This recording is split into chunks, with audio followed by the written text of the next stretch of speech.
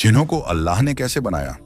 ये कहानी एक ऐसे बुजुर्ग आलिम और एक जवान तालिबे इल्म की है जो मदरसे में पढ़ाया करते थे। एक पुराना मदरसा जहां पीर मोहम्मद साहब जैसे बुजुर्ग आलिम दीनी तालीम देते थे। वहां एक नौजवान लड़का हाशिम हाल ही में दाखिल हुआ था। हाशिम को जिन्हों में बहुत दिलचस्पी थी, लेकिन वह हमेशा डरता भी था। एक दिन मदरसे के सबक के बाद हाशिम ने बुजुर्ग पीर मोहम्मद साहब से सवाल किया, हजरत जी, क्या वाकई जिन्न होते हैं? और अगर होते हैं तो अल्लाह ने उन्हें कैसे पैदा किया? पीर साहब मुस्कुराए, उनके चेहरे पर नूर था और आवाज में तसल्ली। पीर साहब बोले, हाशिम बेटा, ये बहुत अच्छा सवाल किया तूने। ये मसला कुरान में खुद अल्लाह ताला ने बयान फरमाया है। चलो मैं तुझे एक पुरानी दास्तान के जरिए बताता हूं, जो न सिर्फ जिन्हों की तख्लीक को समझाती है, बल्कि उनकी फितरत और मकसद को भी जाहिर करती है। बहुत वक्त पहले, जब ना इंसान थे न फरिश्ते जमीन पर नाजिल हुए थे, एक मखलूक थी जो आग से बनी थी। उसका नाम था समूम, एक तेज लपट मारती धुएं से खाली आग। इसी समूम से अल्लाह ने जिन्हों को पैदा किया। इन जिन्हों में सबसे पहला जिन्न था जान, जिसे अल्लाह ने आग से पैदा किया और उसे जमीन पर बसाया।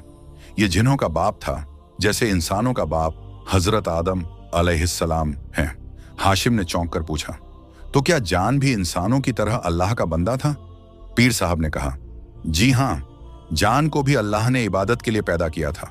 वह और उसके कबीले जमीन पर रहते थे, लेकिन जब उनमें बगावत और फसाद फैल गया तो अल्लाह ने फरिश्तों को भेजा और उन्होंने जिन्हों को पहाड़ों और समंदरों के किनारों की तरफ खदेड़ दिया। हाशिम ने कहा, और शैतान, वो भी जिन्न है ना? पीर साहब बोले, बिल्कुल, इब्लीस भी जिन्हों में से था, लेकिन इतना इबादत गुजार था कि अल्लाह ने उसे फरिश्तों के साथ आसमानों पर जगह दे दी। लेकिन जब अल्लाह ने आदम अलैहिस्सलाम को मिट्टी से बनाया और सब मखलूकों को हुक्म दिया कि सजदा करें, तो इब्लीस ने इनकार कर दिया।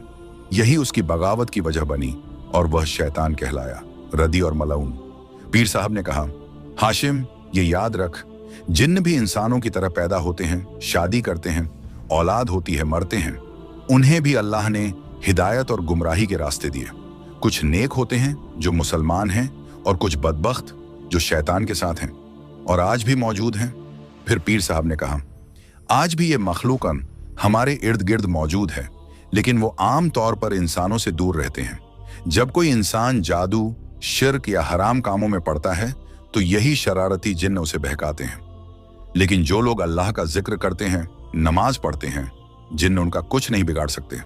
हाशिम ने सिर हिलाया और कहा, अब मैं समझा कि जिन्न भी अल्लाह की मखलूकन हैं, जैसे हम हैं। फर्क बस इतना है कि वो आग से बने और हम मिट्टी से।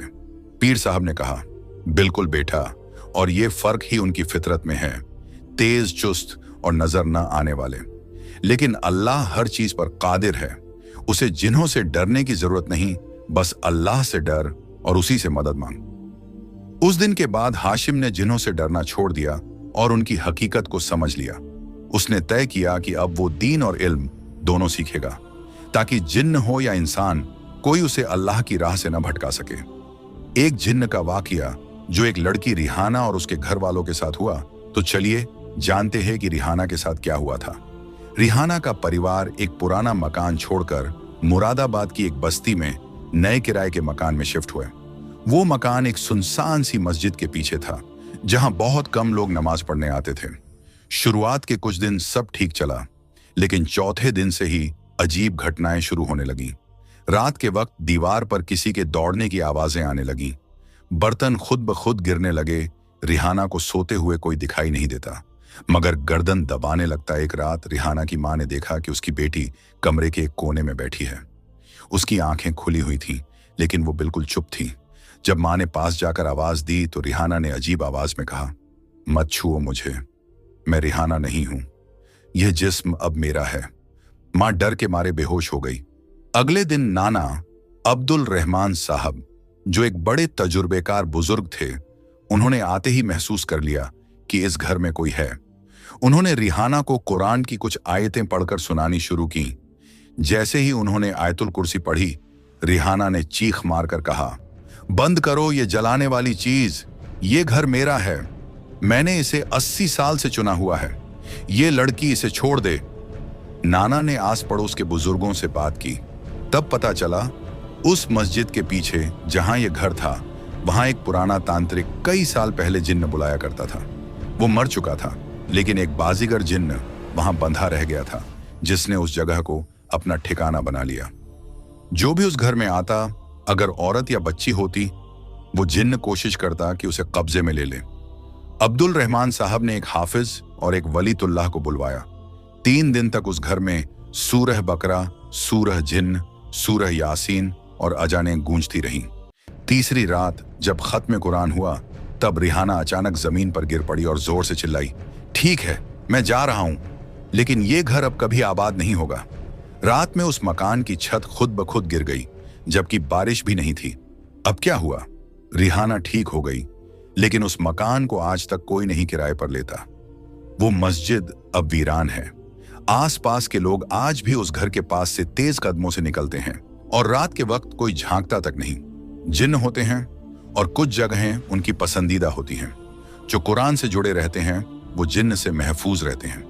कभी किसी वीरान या पुरानी जगह को बिना तहकीक के ना अपनाएं। शुक्रिया पूरी वीडियो देखने के लिए, और अगर वीडियो पसंद आई तो सब्सक्राइब जरूर करें द ट्रूथ इस्लाम चैनल को, ताकि आप और भी अच्छी वीडियो देख सकें। अल्लाह हाफिज।